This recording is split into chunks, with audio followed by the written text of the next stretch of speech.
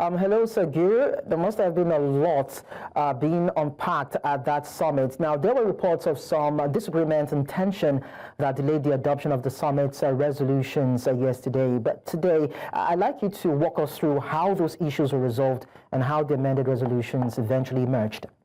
All right, so yes, indeed. So the Constitutional Conference, as we saw, put together by the Patriots, as they call themselves, are hoping that they use this opportunity to draft a constitution that would meet the yearnings of Nigerians across board. Now, they held a 3-day event hoping to receive memoranda from different parts of the country.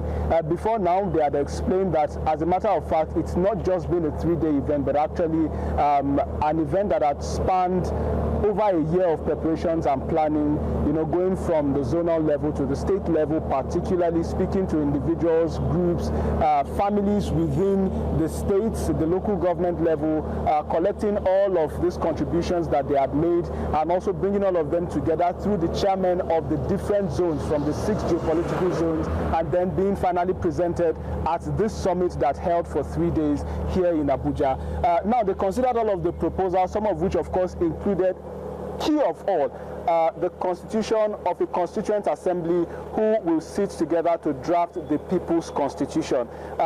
Today, they delivered a charter of 16 resolutions, including reforms in the electoral sector, reforms in governance. A return to the parliamentary system of governance was initially considered. However, subsequently, they said there is, in fact, a need for Nigeria to focus on a system of government that is not as expensive as the presidential system of government that is being practiced.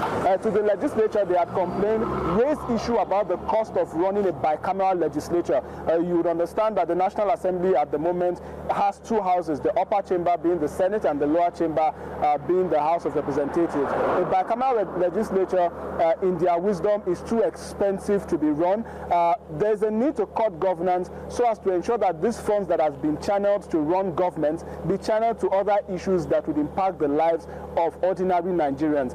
The issue of gender inclusion was also raised. The issue of independent candidacy, allowing an individual to be able to stand and run elections without having to join a special purpose vehicle, in this case a political party, to run, is also an issue that was also raised during the conference. Another issue that was raised was the issue of diaspora voting, having Nigerians participate in elections, whether they are outside Nigeria or wherever they are across the country. These are some of the issues that were raised, that were put together as 18 resolutions and presented today to Nigerians. We'll be seeing more of these resolutions, of course, in subsequent bulletins as we put together the report. Back to you in the studio.